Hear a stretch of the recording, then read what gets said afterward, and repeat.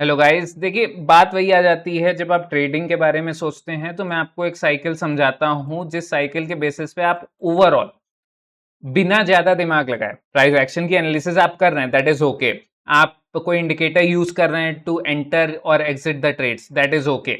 But when it comes to the situation जहां पे आप बिना ज्यादा दिमाग लगाए प्राइस को प्रेडिक्ट कर सकते हैं, तो उस सिस्टम की बात ये होती है कि इंस्टीट्यूशंस वो काम करने की कोशिश करते हैं जो काम आप नहीं करने की कोशिश कर रहे हैं। बात समझिए, वॉरेन बफे कहते हैं कि जब मार्केट में पैनिक हो, एक डर का माहौल हो, तो मार्केट में एंट्री करिए। वो अपने इन्वेस्टमेंट पॉइंट ऑफ व्यू से बात रख रहे हैं, बट आप बात को समझने की कोशिश कीजिए और उस बात को ट्रेडिंग में भी डालने की कोशिश कीजिए। अब देखिए, वो कहते हैं जब मार्केट में पैनिक हो, जब सब लोग घबराए हुए हो, जब सबको लग रहा हो कि अब मार्केट नीचे ही जाएगा, नीचे ही जाएगा, बहुत घबराहट जब हो जाती है प्राइस में, तब आपको मार्केट में एंट्री करनी चाहिए।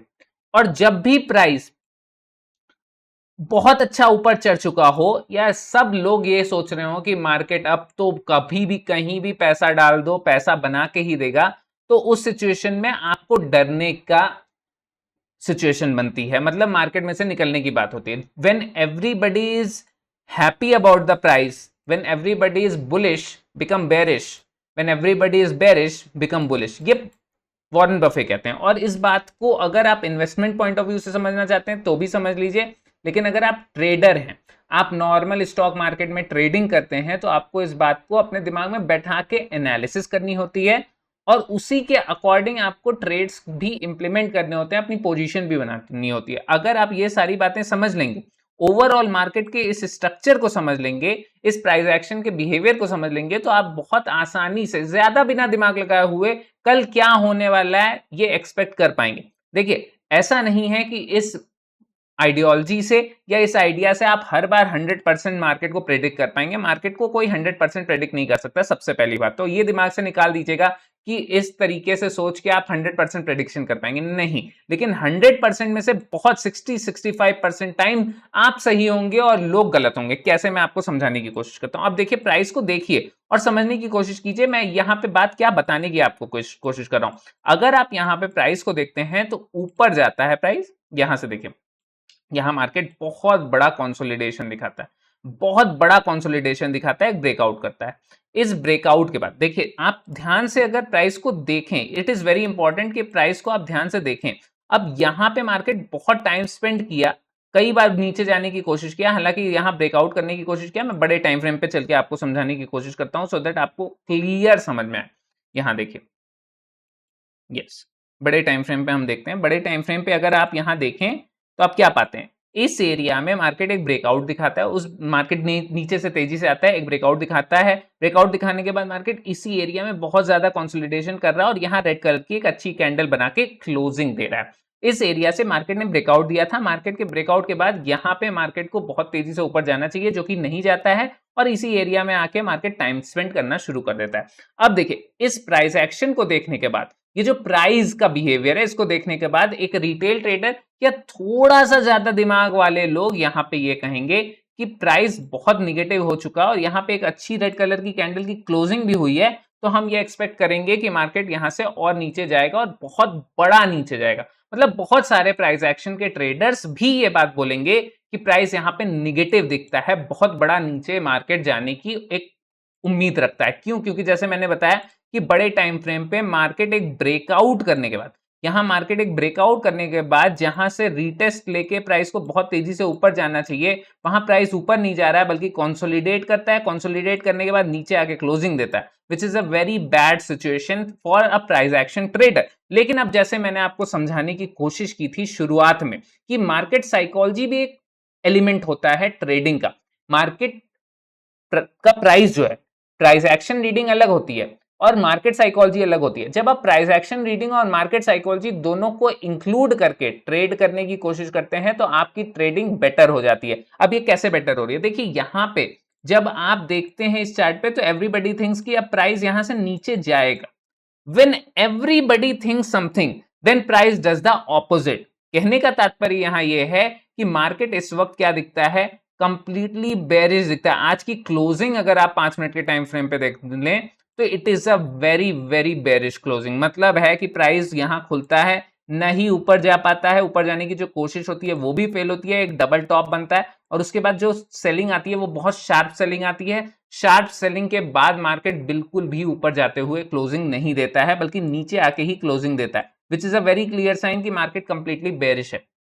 पॉइंट यहां ये है, क्या यह बेरिशनेस सिर्फ और सिर्फ आप देख पा रहे हैं? पॉइंट ये प्रॉब्लम यहां मुझे ये दिखती है कि क्या ये बेरिशनेस सिर्फ आप देख पा रहे हैं? क्या इस लेवल पे मार्केट इतनी बार टच कर चुका है, 1 2 3 4, ये सिर्फ आप देख पा रहे हैं?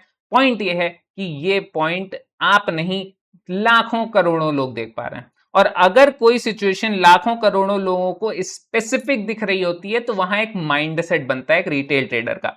इस सिचुएशन में एक रिटेल ट्रेडर का माइंडसेट ये बना हुआ है कि प्राइस यहां से क्या करेगा, नीचे जाएगा, और छोटा मोटा नीचे जाएगा भी नहीं, ढंग से नीचे जाएगा, मतलब बहुत तेजी से नीचे जाएगा और बहुत बड़ा एक क्रैश टाइप का सिस्टम बनने की कोशिश हो जाएगी। क्योंकि एक मार्केट ने जो रिवर्सल दिखाया नीचे जाते हुए, मार्केट ने जो मार्केट ऊपर आने की कोशिश किया है वहां कंसोलिडेट कर गया, जबकि रिटेस्ट के बाद मार्केट जहां से मार्केट को ऊपर जाना चाहिए वहां ऊपर नहीं जा रहा है। तो यहाँ पे दिमाग में ये आता है कि यहां से प्राइस नीचे गिर जाएगा, विच कैन हैपन। लेकिन आपको बात समझनी पड़ेगी कि एक इंस्टीट्यूशन, एक रिटेल ट्रेडर को बेवकूफ बनाता है।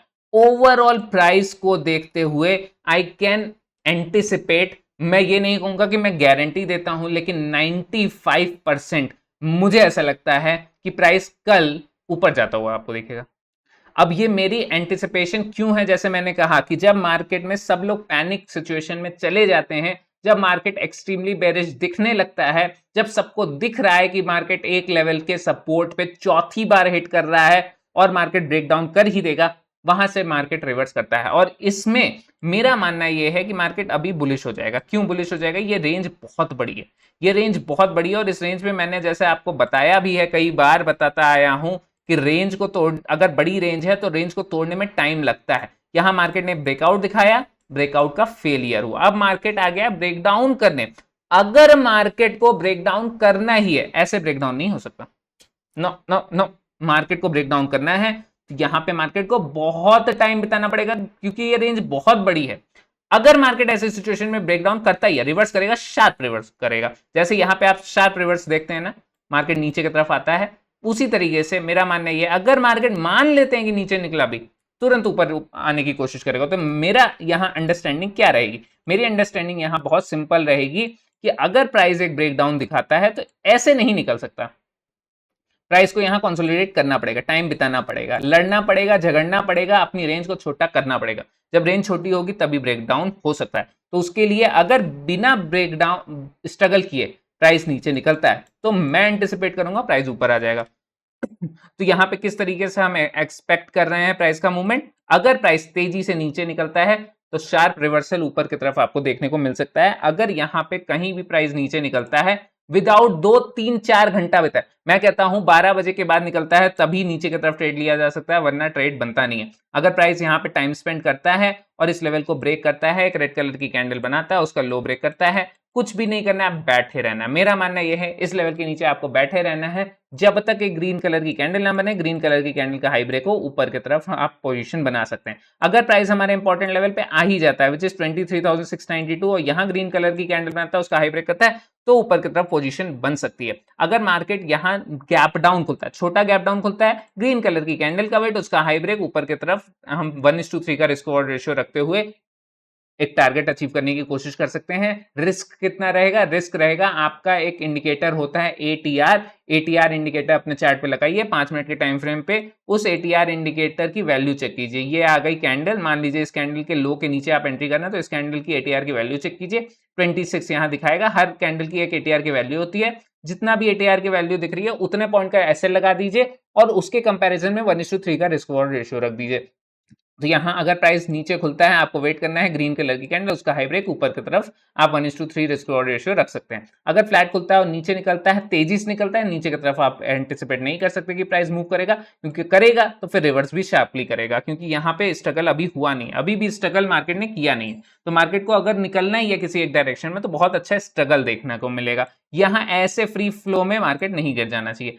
अगर मान लेते हैं कि प्राइस यहाँ क्या करता है, बहुत नीचे खुलता है, जैसे मैंने बताया यहाँ खुलता है ग्रीन कलर की कैंडल, उसका हाई ब्रेक ऊपर की तरफ, आप एक प्रोजेक्शन रख सकते हैं 1:3 का रिस्क रिवॉर्ड रेशियो रखते हुए। अगर मार्केट गैप अप खुलता है, एक रेड कलर की कैंडल बनती है, उसका लो ब्रेक करता है, तो आप नीचे की तरफ 1:3 का रिस्क रिवॉर्ड रेशियो रख सकते हैं। क्यों? क्योंकि मार्केट में शार्प सेलिंग हुई है, अगर बाइंग होनी ही है तो इस लेवल से होनी है, इसके नीचे आके होनी है, इस लेवल से बाइंग अब नहीं होनी है। तो प्राइस को नीचे आने दीजिए, पहले मार्केट नीचे आता है, अगर गैप अप खुलता है तो 1:3 का रिस्क रिवॉर्ड रेशियो रखते हुए नीचे की तरफ आप पोजीशन बना सकते हैं। और अगर छोटा गैप अप खुलता है तो प्राइस को नीचे आने दीजिए, यहाँ ग्रीन कलर की कैंडल बना दीजिए। जब ग्रीन कलर की कैंडल बनती है तो उसके हाई के ऊपर हम पोजीशन बना सकते हैं ऊपर की तरफ 1:3 का रिस्क रिवॉर्ड रेशियो। अगर 23,918 के ऊपर कहीं भी ओपन होता है, एक रेड कलर की कैंडल बनती है, उसका लो ब्रेक, तो नीचे की तरफ 1:3 का रिस्क रिवॉर्ड रेशियो रखते हुए आप पोजीशन बना सकते हैं। क्योंकि प्राइस अगर ऊपर खुलेगा तो नीचे आएगा, यहाँ खुलेगा तो पहले नीचे आएगा फिर ऊपर जाएगा। अगर प्राइस इसी लेवल पे खुलता है तो पहले नीचे जाएगा फिर ऊपर आएगा। प्राइस यहाँ खुलता है तो यहाँ से ऊपर भी जा सकता है, या थोड़ा नीचे जाके यहाँ से ऊपर आ सकता है। इस लेवल पे खुलता है तो ऊपर जा सकता है, इसके नीचे खुलता है तो तुरंत ऊपर आने की कोशिश कर सकता है। सो ये हमारा प्लान ऑफ एक्शन है। हमारा प्लान ऑफ एक्शन पहले से तैयार है। अगर प्राइस इस तरीके इन सारी सिचुएशन में कहीं भी ओपन होगा, क्योंकि इन्हीं सारी सिचुएशन में कहीं ओपन होगा, तो जिस भी सिचुएशन में प्राइस ओपन होगा उसके लिए हम तैयार बैठे हुए हैं। जहां भी खुलेगा उसके अकॉर्डिंग हम पोजीशन बनाने की कोशिश करेंगे और रिस्क रिवॉर्ड रेशियो 1:3 का मिनिमम रखने की कोशिश करेंगे, सो दैट अगर दो तीन में ट्रेड्स में स्टॉप लॉस भी हिट हो जाता है तो हमें अगले दिन मौका मिल सके। अगर हम 10-10 ट्रेड लेंगे तो हमें परेशानी होती रहेगी। सो गाइज, आई होप कि यहाँ पे आपको सीखने को मिला हो। प्लीज सब्सक्राइब कर लीजिएगा, सब्सक्राइब बहुत कम लोगों ने किया है। अगर आप देख रहे हैं, आपको सीखने को मिल रहा है, तो प्लीज सब्सक्राइब कर लीजिए। मिलते हैं आपसे अगले वीडियो में। Thank you.